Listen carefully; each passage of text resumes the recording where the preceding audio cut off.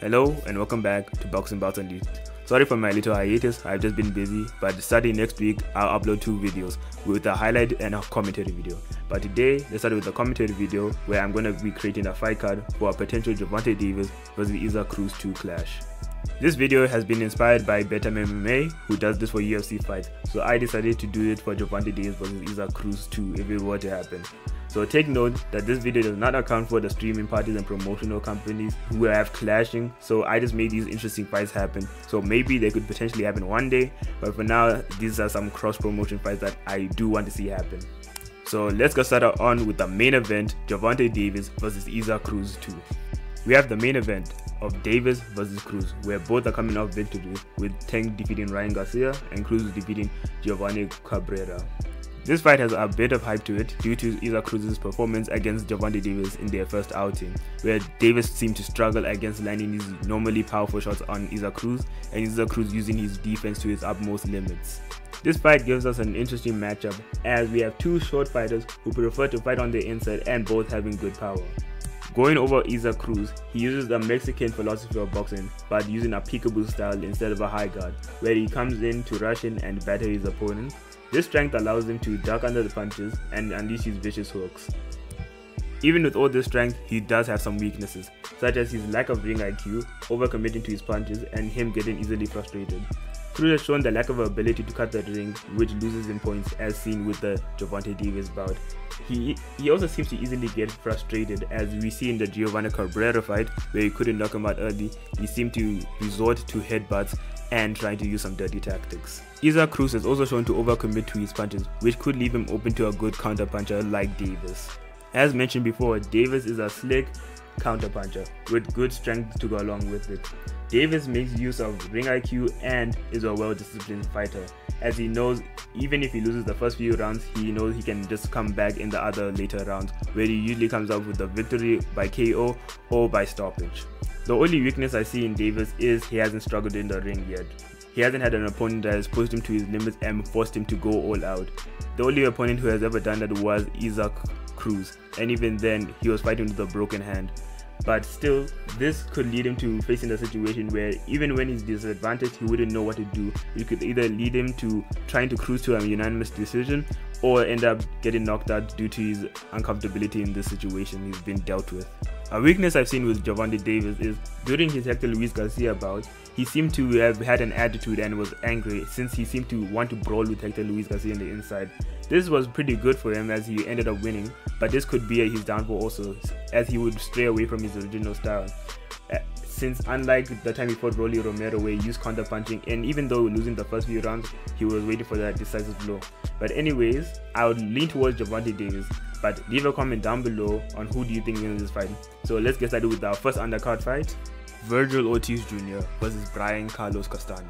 One matchup I would love to see in the future is about a super-welterweight between Vergil Ortiz and Brian Castano. This is a fight between both boxers who use a high guard and are great pressure fighters. Brian Castano being the former world champion and being a good test for Vergil Ortiz, as Ortiz offers a similar style to Castano, with a few alterations that present a challenge to Brian Carlos Castano. I scheduled this bout at super welterweight due to Vergil Ortiz's difficulties making the welterweight limit. I feel like a bout at super welterweight would be good for Vergil Ortiz, as he will face difficult opponents, and it will be good for him as his power would be carrying through the weight and his speed will also be better. Vergil Ortiz makes use of a high guard but has constant movement and feint, which keeps his opponents on his toes. And he's a great body puncher, ripping to the body, causing some damage and leaving opponents drained of their stamina.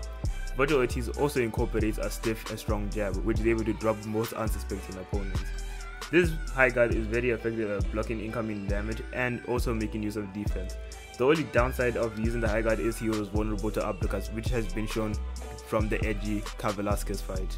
My only concern for Vergil Ortiz is his lack of upper body movement, which could be due to a bad weight cut at welterweight, but who knows. But I feel he should incorporate more upper body movement, like bending at the waist, so he can dodge more punches, get inside his opponent's guard and rip to the body as he usually does. Brian Castano, just like Ortiz, makes use of a high guard, but without that static movement that Vergil Ortiz incorporates. But where he lacks in movement, he makes up for in pressure, as Castano is a great pressure fighter.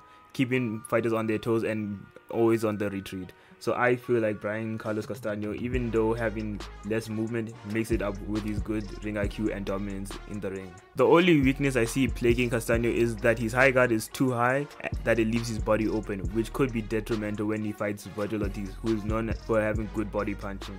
But other than that, Castano doesn't have any other discernible weaknesses. I feel this underrated matchup will lead to one of the better fights in boxing at Super-Welterweight division, as both having similar styles would force them to fight at the center of the ring. But comment down below who you feel this fight would go to, either Vergil Ortiz to continue his knockout streak, or Brian Castano coming off of a huge layoff and coming back to prove that he's still in the top of his game. So now we move on to our second undercard fight.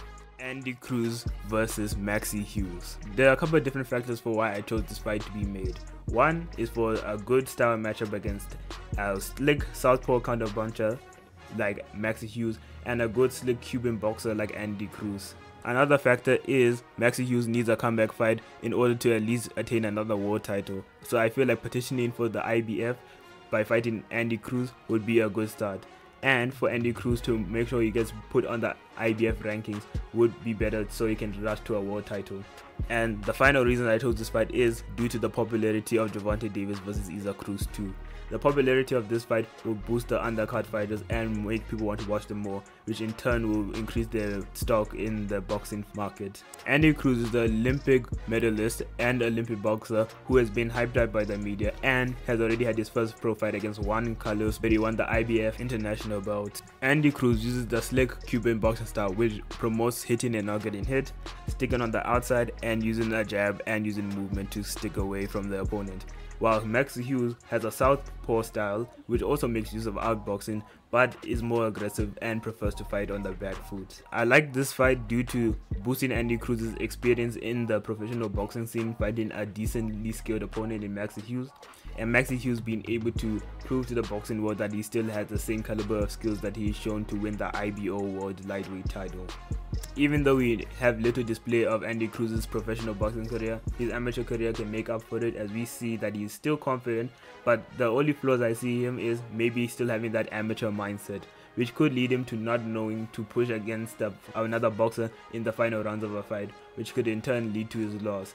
But also Maxi Hughes' downfall is believing that he can just stick on the outside boxing perfectly, but it could lead to him losing points, since on the judges' scorecards they don't count defensive fighting as proper fighting. I feel like the winner in this bout would be forced to be moved up to the top 5 in the IBF rankings and potentially having a title shot for the IBF title, since I don't see Devin Haney coming back to the 135 division to defend his belts. And for our final undercard fight, we have Frank Martin versus William Cepeda Segura. Even though this fight can be a main event within itself, I feel like an undercard under Gervonta Davis would be beneficial due to boosting their popularity and creativity after fans see them fight. Having Frank Martin defeating Olympic bronze medalist Artem Harutyunyan and William Cepeda having a masterclass over Masuda Gesta, fans would be willing to see both of these fighters stake claim in the lightweight division. Even though Frank Martin dismissed the opportunity of having a title shot against Shakur Stevenson for the WBC belt, I feel like a fight between Frank Martin and William Cepeda will guarantee them a mandatory title shot against the new WBC lightweight champion, which will be the winner of Shakur Stevenson versus Edwin De Los Santos. Frank Martin has a slick yet aggressive boxing style. Having been a southpaw, he makes use of body punching and his jab and ring IQ to make his way around the ring and dismantle his opponent, while William Cepeda uses the Mexican style of boxing, fighting on the inside but using a decent guard to make sure he avoids unnecessary damage. Frank Martin's weakness is that he's very vulnerable to body shots, as shown with the Harutyunyan fight. He has been able to get stunned and even wobbled by a body shot by Artem Harutyunyan. While William Cepeda's weakness is that he is very likely to get into a firefight when he is not needed. But I feel like both of their weaknesses can cancel out each other, since Frank can also fight on the inside and William Cepeda can also fight with the body shots. Frank Martin's slick style will present the challenge to William Cepeda, but William Cepeda also is a very patient fighter, knowing when to stick back and wait it out. So I feel like this will be a great fight for the lightweight division, as we have two top ranked contenders fighting for a chance at becoming the new lightweight champion in Devin Haney's absence. And now we'll just go quickly through our prelims, which will make up the beginning stages of the fight card, which I feel these prelims should be title eliminators or fights that should be moving the rankings of the divisions. Our first preliminary bout of the fight card is Shane Mosley Jr. versus Conor Corrales. This fight should be made so the middleweight division can have more life to it, and since both are ranked in the WBA, the winner of this fight should become the immediate #1 mandatory for Erislandy Lara, the current WBA regular middleweight champion. And this fight should force the WBA to incur a super title for the winner in the middleweight division, so they can unify against Jana Beck later next year. Our next preliminary card is Joet Gonzalez versus Arnold Kegai. This fight should be made since having Joet Gonzalez #1 and Arnold Kegai as #2 at the WBO should be good and enforce a mandatory challenger. Having Joet Gonzalez coming off a loss to Luis Alberto Lopez, a fight in the WBO rankings will try and get him a last title shot in the division. And Arnold Kegai needing to make another impression in America and prove he's a great challenger. And this winner should be able to face the WBO champion Robesri Ramirez. Onto our third preliminary bout, we have John Riel Casemiro versus Luis Neri. Even though being undercard worthy, I feel like it should be a preliminary bout as both are relatively unknown. And I feel like this bout should be made due to the WBC ranking them highly in the division. And with Inoue facing Marlon Tapales later this year, I feel like this fight should make a mandatory for next year as to who should challenge Naoya Inoue as the undisputed super bantamweight challenger. And our last preliminary bout is Joshua Butsai versus Michael Effort. This bout takes place in the light heavyweight division, which needs more activity, so I feel like this fight will be the one to start it, as both are ranked highly in the IBF.